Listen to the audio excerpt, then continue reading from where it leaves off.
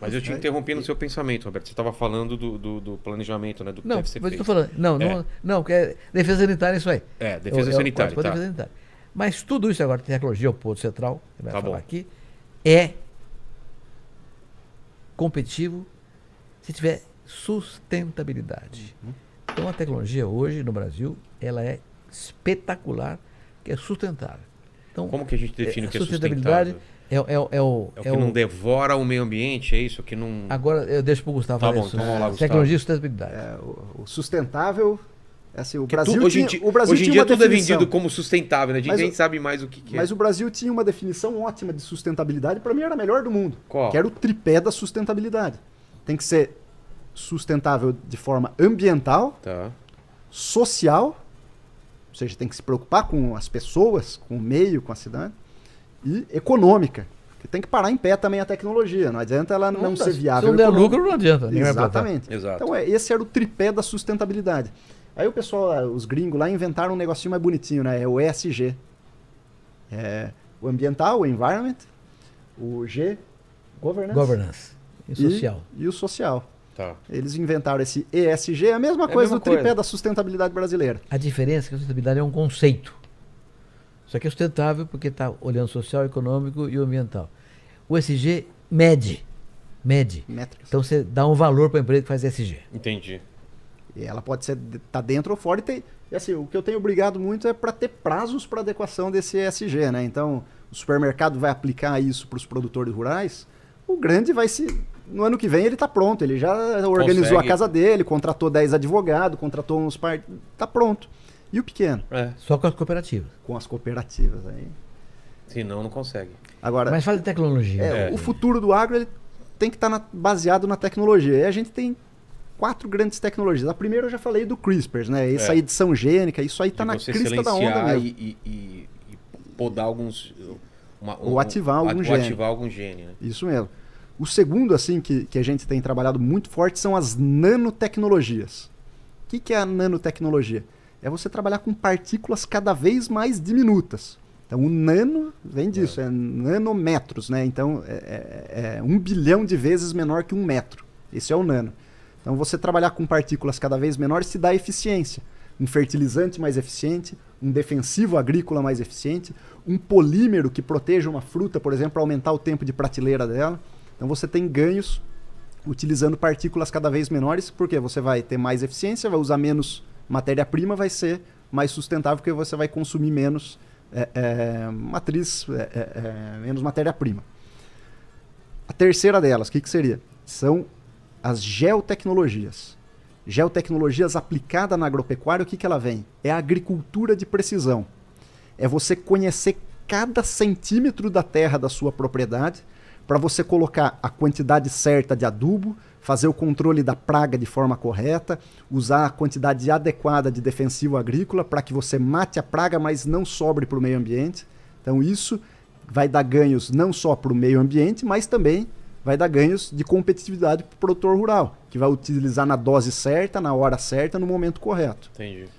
E que no país tropical é muito importante, porque a variação de solos é muito grande. Na mesma fazenda tem 3, 4 tipos de solo. Então é muito importante. Exatamente. E eu destaco também a ciência de dados. Cada vez mais você tem cara de cientista da computação atuando dentro do agro, para trabalhar com o imenso volume de dados que nós estamos gerando. Hoje, cada pulverizador, cada trator, ele tem um sistema de telemetria que está captando informações em tempo real, seja do clima, seja do solo, da umidade, da fertilidade, quando que vai chover, o vento, para onde que está indo. Então, tudo isso, não basta você captar esses dados. Você tem que ter um sistema robusto que interprete esses dados e transforme o número na informação. E a informação apoia a tomada de decisão do produtor rural. Então, tudo isso tem que estar trabalhado junto. E, por fim, eu destaco um papel que o Roberto Rodrigues já mencionou, que é a imagem. Para a gente conseguir abrir novos mercados, mas principalmente para manter os mercados que nós temos abertos hoje do agro, nós exportamos para mais de 200 países, abrimos nos últimos anos com a ministra Tereza Cristina mais de 100 mercados para novos produtos no Brasil, brasileiros no mundo inteiro, a gente precisa ter uma imagem boa. Tem aquele ditado, nós somos caipira, né, Roberto? Não basta você ser virgem, né? Você tem que parecer virgem também. Então é a mesma coisa o agro. Não basta você ser sustentável. Você tem que parecer sustentável. Você tem que se vender sustentável. O cara tem que saber que aqui no Brasil, cada saco de soja que sai daqui, cada quilo de carne que sai do Brasil, tem vegetação nativa em pé dentro da propriedade rural. Porque nós temos um Código Florestal brasileiro que permite que 1/3 do Brasil seja preservado dentro das propriedades rurais. É um caso único no mundo. Por lei. Por lei. Ele tem que cumprir. Mas o pessoal sabe disso? Isso chega lá fora? É o nosso papel de vender melhor nossa cultura. Porque a gente vê lá fora o pessoal, vocês não cuidam das suas florestas. Tem essa linha de pensamento. Como a gente combate tem isso? Um problema. Agora eu vou falar a verdade, né? Nós discutimos muito o tempo inteiro. Infelizmente, tem desmatamento ilegal. Isso. Tem o quê? Desmatamento ilegal. Tem, né? Porque o Código Florestal permite desmatar sob certas circunstâncias, num limite, por exemplo, na Amazônia, 80% da fazenda tem que ser florestada. Entendi. Aqui no Sul é 20%, mas lá é 80%. 81%. Isso quer dizer o quê? Se eu for... Se você cortar ilegalmente, você está sujeito às presas da lei. Então, o que aconteceu no Brasil é que, infelizmente, o desmatamento ilegal aumentou. Então, Entendi. tem que acabar com o que é ilegal. Desmatamento ilegal. E como que acaba isso? Incêndio criminoso. É com mais gente fiscalizando. Não, mais gente, mais máquina, mais satélite. Mais satélite, né? É impossível, né? Você... Uma área tão grande... E é difícil. É dificílimo. Porque o país é muito grande. Né? E outra, você corta uma árvore no meio da floresta, você não sabe... Você não vê aquela árvore sendo cortada.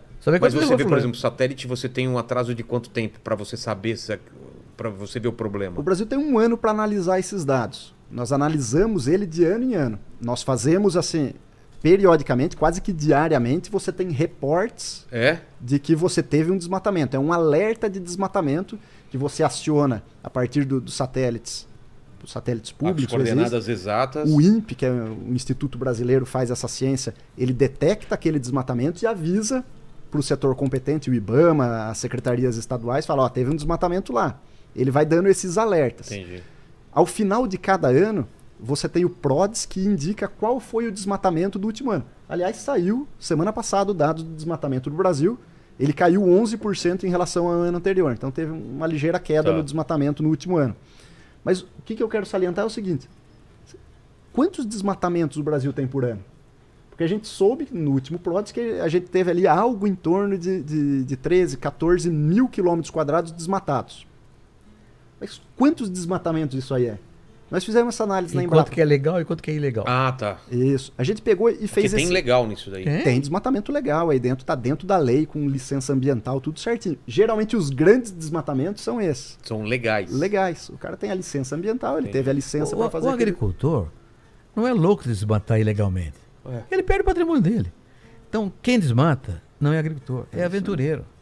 Quem invade terra não é agricultor, é aventureiro. Quem invade terra pública para desmatar é madeireiro. Então, a verdade é que tem uma... Separar o crime... Mas quem paga o preço é o agricultor. Por quê? Porque no comércio internacional as pessoas querem se defender e jogam a culpa no... Então, a nossa agricultura é sustentável até no DNA, na alma, mas o que é ilegal? Desmatamento ilegal, invasão de terra, incêndio criminoso, garimpo clandestino, tem que acabar com a ilegalidade. Isso, na grande maioria das vezes, não está ligado à cadeia do agro. Não, é aventureiro. Porque na Amazônia, por exemplo, desde 2008, você não pode desmatar uma área nova para fazer comercialização de grãos. Desde 2012, você não pode criar um gado numa área desmatada. Porque você não tem comércio. O mercado barrou isso. Então, o mercado fez barreiras que impedem qualquer tipo de novo desmatamento.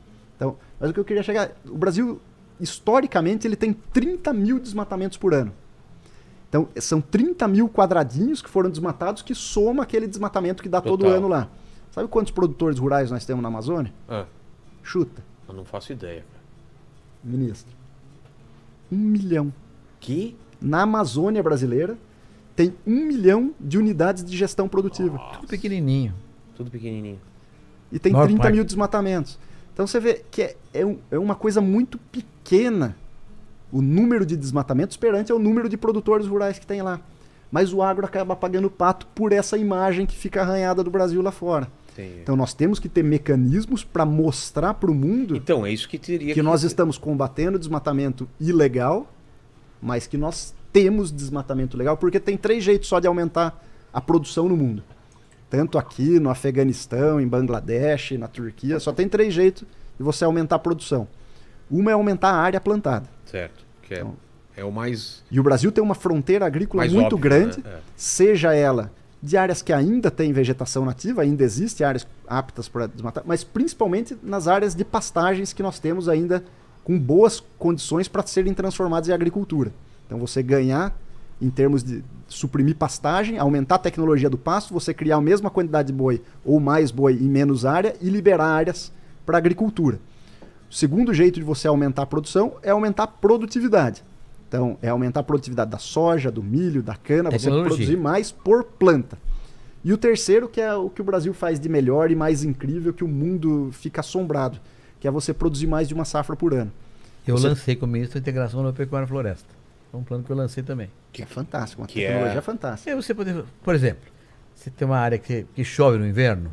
Quando não chove no inverno, você não pode fazer 2 vezes aquilo. Se chove, pode fazer soja e milho, por exemplo. E ainda planta pasto e faz uma terceira cultura na mesma área. Faz soja, milho e pasto. Quando não chove, você faz soja ou milho e pasto. Então você tem integração no pecuária. E agora tem integração na floresta. Planta no meio da área, tem algumas árvores. Dá para plantar no meio? Dá para plantar. Um corredorzinho? Deixa um espaço grande, fazer agricultura e a pastagem. E o arvoredo. Você vai ter sombra para o gado e você vai ter madeira vendendo daqui a 7, 8 anos. Uma outra atividade rural. Para aproveitar no seu Você secador. lançaram pela Embrapa. Que a Embrapa fez o que eu lancei, que não é minha agricultura. Né? Então, o que é fundamental, acho que o Gustavo está trazendo um ponto que é essencial. Nós temos uma agricultura sustentável de fato e o mundo sabe disso. Agora, você tem esse pé de barro feito por bandidos, que desmatamento, faz garimpo clandestino. E isso, quem é concorrente, usa isso generalizando, como se a agricultura brasileira que faz isso. O Brasil Então, isso que você falou, é assim que acontece. Agora, os dados que o Estado dando são importantes. Você sabe, ele falou, nós temos 66% ainda com mata do tempo de Adão e Eva no Brasil. 66%. Nenhum do mundo tem tudo isso, país grande. Muito bem. Sabe quanto por cento no Brasil? Virgem, né? Sabe quanto por cento no Brasil?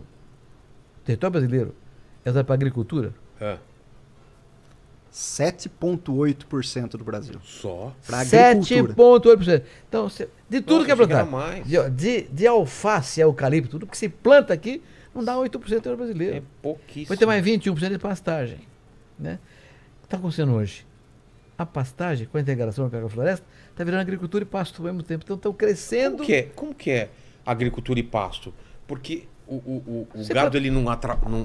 Você planta soja. Não, mas por onde você leva ele depois? Você planta soja. Tá. Tá certo?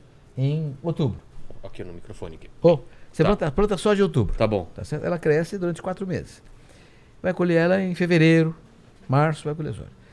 Tá chovendo ainda. Então, antes de colher a soja, você semeia pasto. Semeia pasto? O que é Joga semente de pasto. Planta Você pasto. Planta passa pasto. ou com um trator ou com um Planta avião, pasto, você planta pasto. lança semente, Joga semente de pasto.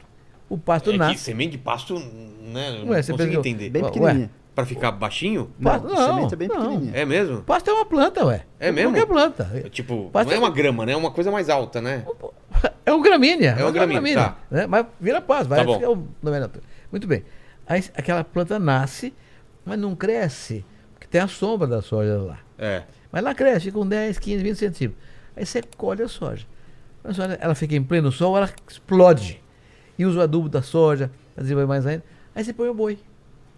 Aí você põe o boi em junho. Você vai mudando, então, o gado de lugar, é isso? Numa região que não vai ter mais, porque na seca acaba o pasto. Entendi. Você com a agricultura, integração na lavoura-pecuária, você vai ter pasto verde e muito rico em nutrientes, que aproveita o adubo da soja também, no inverno. Entendi. Quando não tem mais nada naquele. Então aí o gado come tudo aquilo lá, come, quando chega outubro, você vira o gado e planta a soja de novo. Entendi. Isso acabou com o gado que a gente chamava o boi sanfona. que é O isso? boi que engordava na época da chuva e emagrecia na seca. Então o que acontecia? O Brasil, você demorava 4, 5 anos para matar um boi. A carne era dura. Carne dura. Hoje, com essa tecnologia, você abate um boi com menos de 18 meses. Carne tenra, com a gordura, em vez de fazer a capa de gordura, né, nos cortes, ela fica dentro do músculo. Entendi. Carne mais macia, mais Pô, tô me saborosa. dando fome, cara. Isso é tecnologia. Não é o churrasquinho agora? O Isso Brasil, é tecnologia. Isso é ciência e tecnologia. o Brasil é incrível. Cada ano que passa, o Brasil tem menos pasto. E cada ano que passa, o Brasil tem mais boi, abate mais boi. Mais carne. Como é que doideira. pode um negócio desse? Tecnologia. É isso, de usar o mesmo solo, né? É.